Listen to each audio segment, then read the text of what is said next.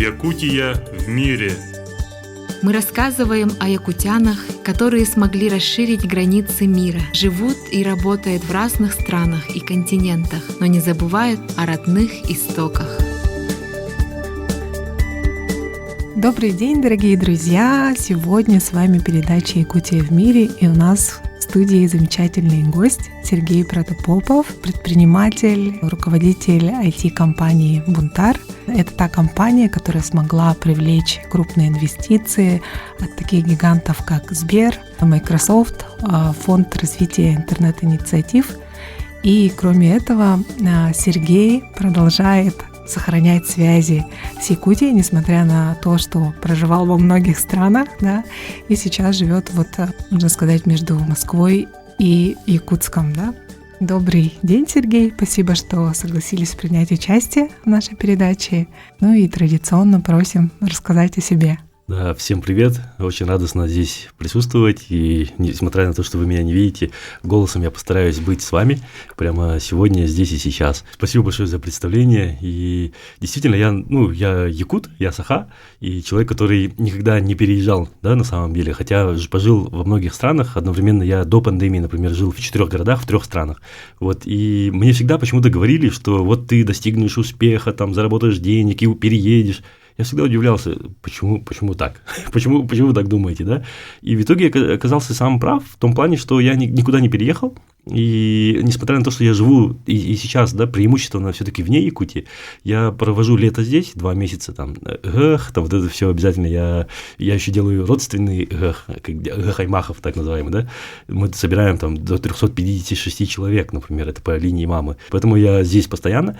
И, прям в таком информационном поле точно, а физически летом здесь. В остальной сезон я где-то 5 раз туда-сюда прилетаю на недельку. В прошлый раз я на месяц прилетал. Сейчас тоже прилетел и прямо с самолета вместе с вами. И если немножко рассказывать о себе, то я, как и представили, предприниматель. Мне сейчас 37 лет. У меня семья, у меня 2 детей. Мы живем преимущественно сейчас в Москве. И я предприниматель, IT-стартапер, как еще некоторые называют. Это значит человек, который занимается IT-проектами. Да? Многие думают, что IT это что такое, там. В моем понимании IT – это когда твоя работа, твоя деятельность, моя деятельность, она связана с разработкой мобильных приложений, сайтов, веб-сервисов, и причем не на заказ, а именно свои проекты делаем. Наших довольно крупных проектов, которые международные, в принципе, да, тоже распространился, это продажа из видео, и это нам помогло привлечь инвестиции от тех игроков крупных, которых ты назвала сегодня. И сейчас мы занимаемся больше, такой сферой, когда мне захотелось очень сильно именно в Якутск и Якутию, да, Саха.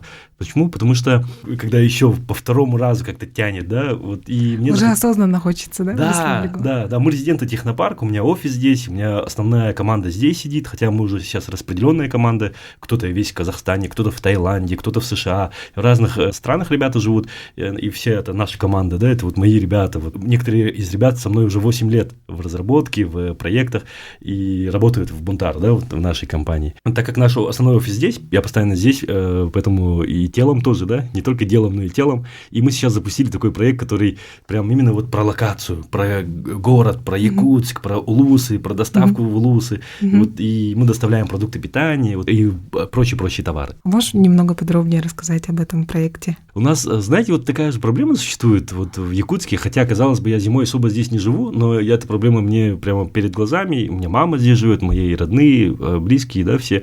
Поэтому я знаю это не понаслышке. И я знаю, что есть много-много товаров, услуг, которые человек покупает внутри Якутии, внутри Якутска. На самом деле, если мы посмотрим, то розница на 95% удовлетворяется внутри рынка. Все остальное – это Wildberries, Озон, Яндекс.Маркет, сайты какие-то федеральные, да, а остальное, 95%, оно удовлетворяется здесь. При этом люди научились, и такая уникальная на самом деле ситуация на рынке. Если вы, наши слушатели, смотрят вообще на предпринимательство, на бизнес, как возможности, да, как что-то для самореализации, то можно увидеть, что на самом деле люди вообще очень хорошо научились заказывать онлайн, при этом они покупают, получается, 95% вещей здесь офлайн. Почему? Потому что они хотели бы онлайн покупать, но не могут. Есть 2 ГИС, но там надо звонить компаниям. Есть какие-то соцсети, там надо писать прямо вот директ, да, прямо вот прямое сообщение, WhatsApp.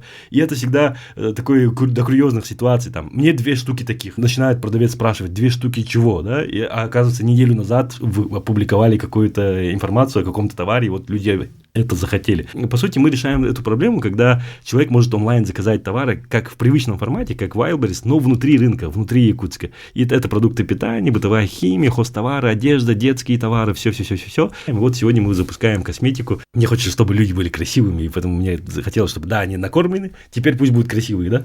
Вот и мы их запускаем. И это такой проект, называется Бун Маркет. Бун Маркет. Это как бунтар, только Бун Маркет. Кстати, многие думают, что бунтар это про бунтарей. Это вот Сюгунь Болбат Джоннор, да? Люди, на которые... самом деле? А на самом деле, знаешь, да, там есть вот этот смысл тоже. Я люблю бунтарей в том смысле, что это не дураки, которые все нарушают, а люди, которые настолько хорошо знают правила, что могут менять эти правила, настолько разбираются в технологиях, что могут применить это и менять рынки, да.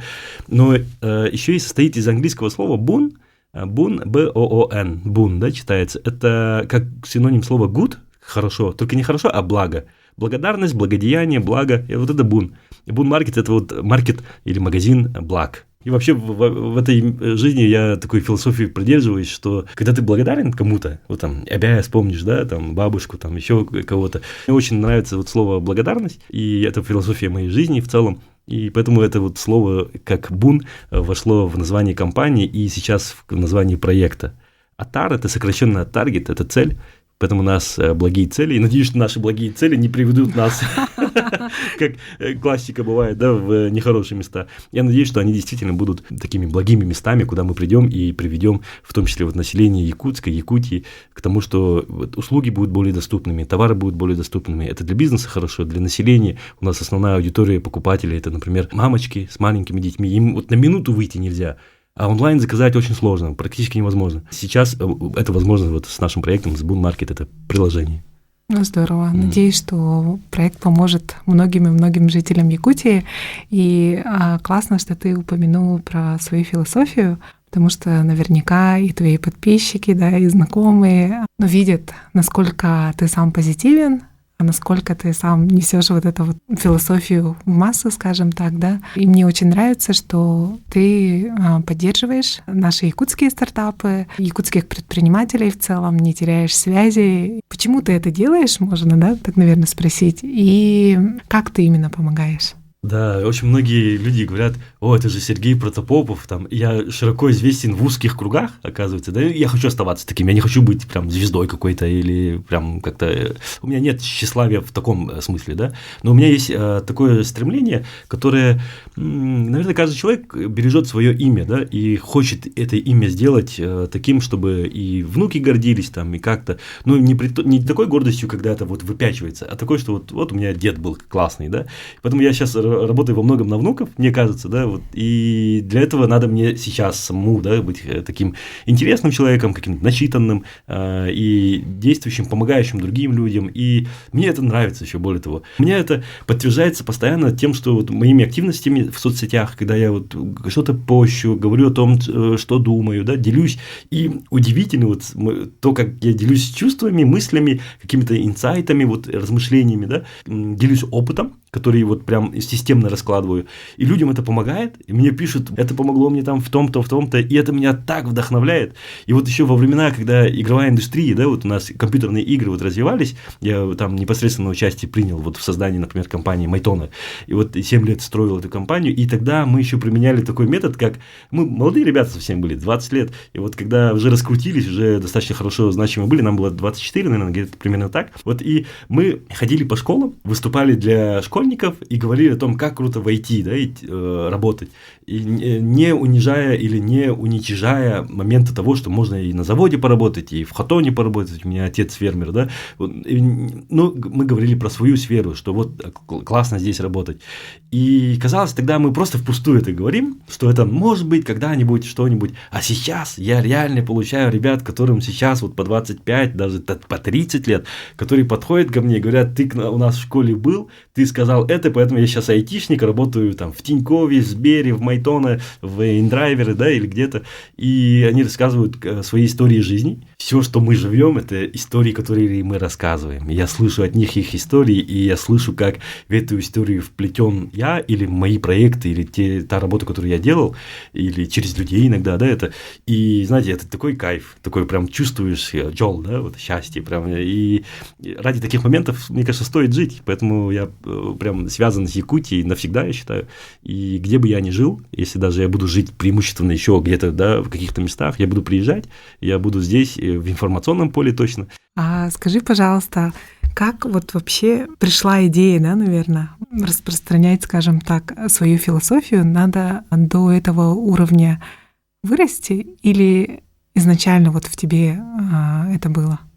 Кстати, это философия, наверное, все-таки, потому отношение к жизни, да, наверное, такое. Да, это отношение к жизни, это философия, она во многом пропитана, мне кажется, философией наших предков, в том числе, которые выживали, и выживали не так, чтобы там с кислым лицом. Это были веселые люди, если посмотреть там Олонхо, послушать, там, это такие люди, которые не унывали. Мне кажется, это то, что можно отсюда экспортировать. Люди, которые не унывают, люди, которые не вымирают вместе с мамонтами, а выживают там, где все это вымирало вроде бы, да.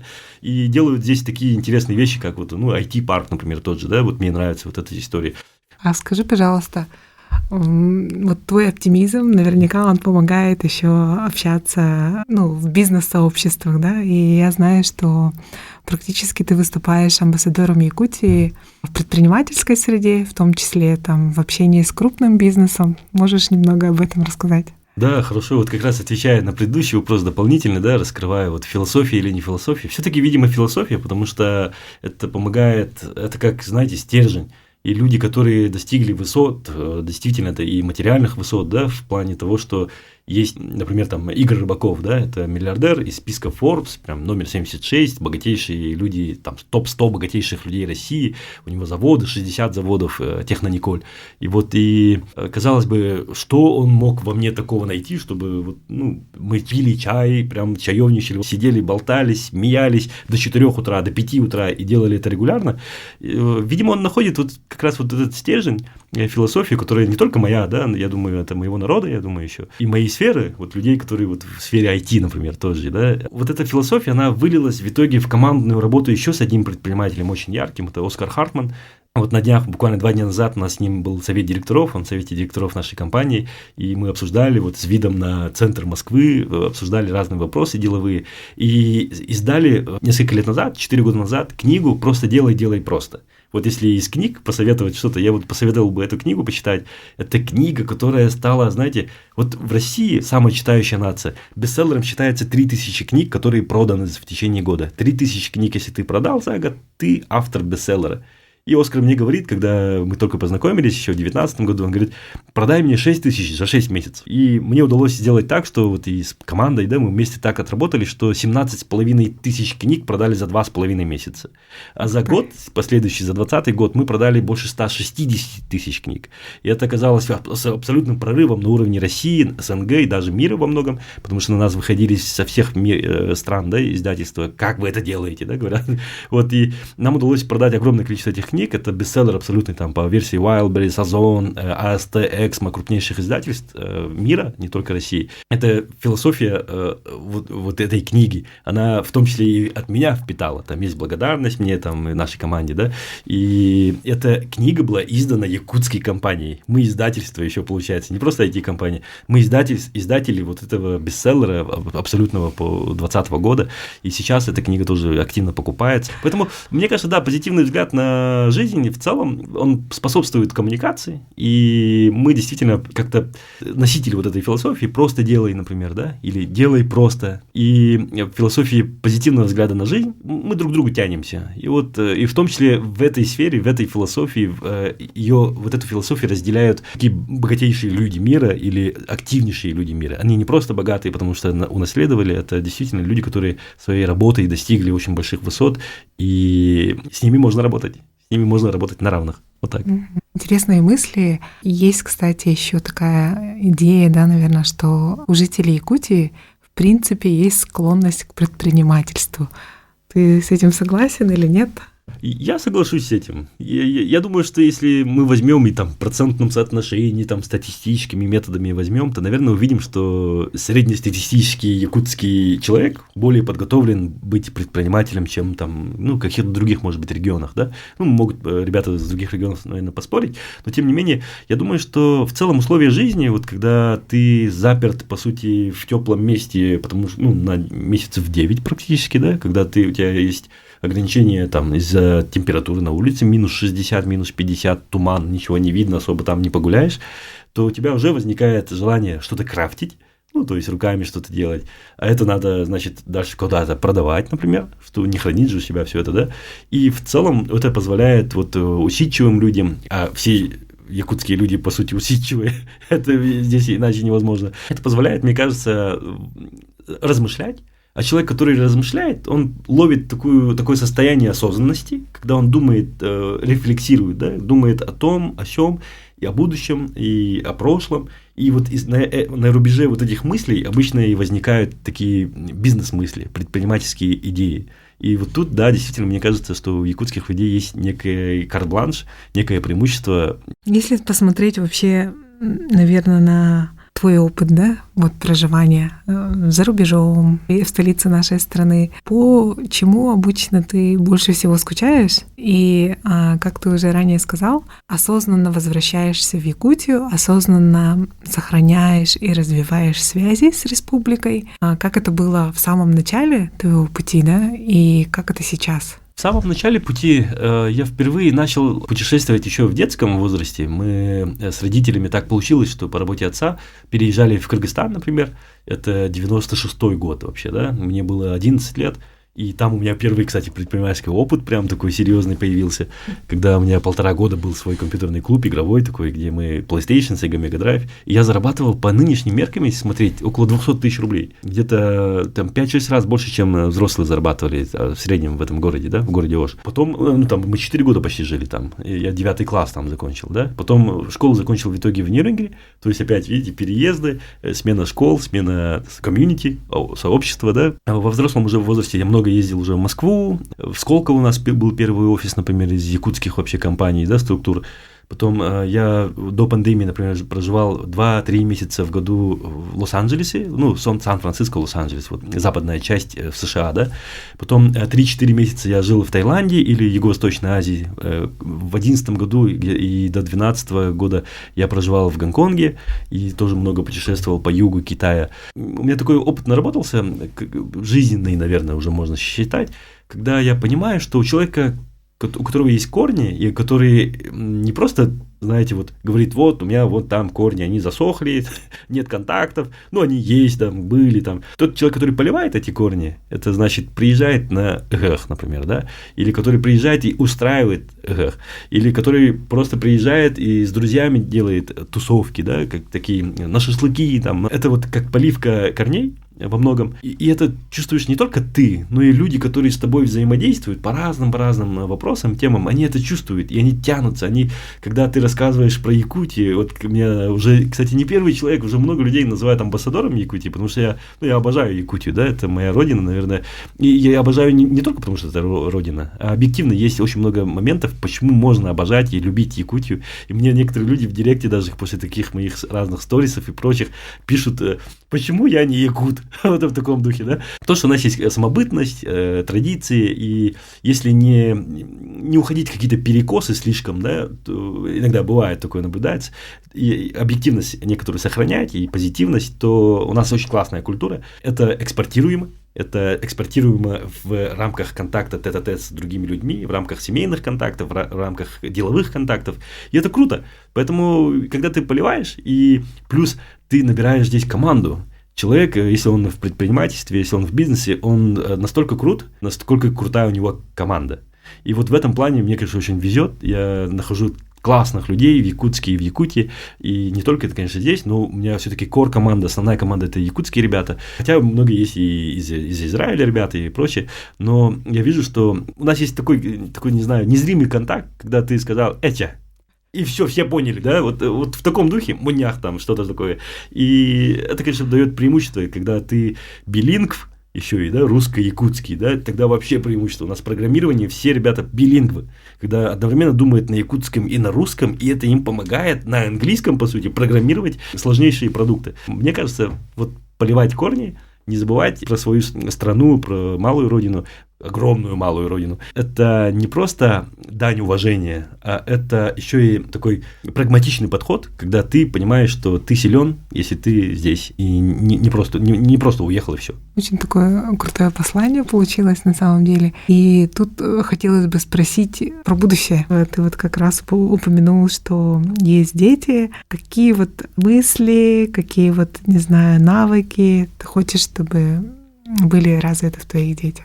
У меня ребенку 4 года и другому 7 лет, да. Я к ним отношусь как относительно взрослым, конечно, я их балую, там вот это все, но при этом я понимаю, что это отдельные личности, это уже другие люди, и я не специальным образом не воспитываю в них именно какие-то качества, специальным образом, но я смотрю и стараюсь дать лучше, что во мне есть, да, вот позитивный взгляд на мир, например, и в целом поддерживать те интересы, которые у ребят возникают, да, и я думаю, что мне хотелось бы, чтобы у детей основная такая мысль зародилась, что все возможно.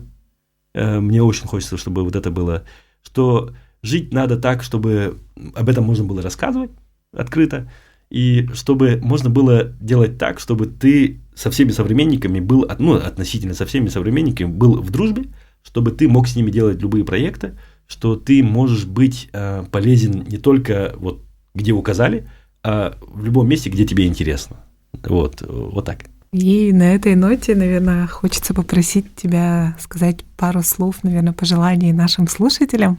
Хорошо, дорогие наши слушатели, я хочу, чтобы вы были в таком состоянии, когда вы способны прислушиваться к собственному голосу изнутри, чтобы вы могли вытащить этот голос, чтобы вы могли услышать, просто который говорит, не надо слушать новости, не надо слушать это. Да, вы можете слушать, но не обязательно слушаться этих новостей, что вот так надо думать об этом, вот так надо думать о том. Вы просто прислушайтесь к себе. Оказывается, вот ваше внутреннее «я» хочет просто посмотреть на Божью коровку, которая взлетает, хочет потрогать листик, который вот пылью покрылся, немножко, может быть, вытереть этот листик. Казалось бы, бесполезное мероприятие, но вы увидите, сколько всего в этом осознанности, счастья. Я хочу счастья такого осознанного, когда ты в обществе, когда ты внедрен, когда ты активен, когда ты можешь взаимодействовать со многими людьми. И мне хотелось бы такое пожелание до людей донести, что вы можете быть осознанным, прислушиваться не только к подкасту, но и к тому подкасту, который у вас внутренний, как диалог идет, да, и, может быть, попробовать из этого строить не диалог, а просто прослушивание, когда вы слышите себя, когда вы истинное себя вытаскиваете в плане того, что можно быть добрым, можно быть счастливым, просто потому что вы живы. И начинать это обустраивать лучшим образом. Покрасить стены, почистить пол, помыть окна и начать проекты. Я очень хочу, чтобы этот подкаст, может быть, сказал людям, что пора начинать, что можно начинать на 3. Это вот моя философия. Еще один такой подход, когда наш якутский человек очень такой перфекционист, человек, который пока на 5 не сделает, он не выкатит. А надо сделать так, что вот так вот вы вытащили из себя и говорите, да, это на 3, но это я сделал. Вот и суметь это сказать гордо, сказать, что да, я готов исправлять, готов улучшать. Но вот и тогда, когда вы сможете делать на 3, вы сможете начинать. И эти проекты, которые у вас в голове 10 лет уже роются, они начнут воплощаться в жизнь, они начнут притягивать соратников. И вот хотелось бы, чтобы этот подкаст был таким, чтобы вы услышали себя изнутри и начали действовать благодаря тому, что вы разрешите себе ошибаться и разрешите начинать с 3, без перфекционизма, без критики, без требования к себе очень высокого. Просто начните, и это будет, наверное, лучший подарок для многих-многих людей. Спасибо большое, Сергей. Классно сказал. Надеюсь, действительно твои слова послужат некой такой мотивацией, да, или осознанием для тех, кто сегодня нас слушает. Спасибо еще раз, что нашел время заглянуть к нам сразу же после самолета. И, дорогие друзья, я напомню, что у нас в гостях был Сергей Протопопов, IT-предприниматель и амбассадор Якутии в предпринимательской среде. Спасибо. И сегодня мы заканчиваем на этой позитивной ноте. А для вас сегодня работали Екатерина Голикова и я, Савина Данилова. Берегите себя.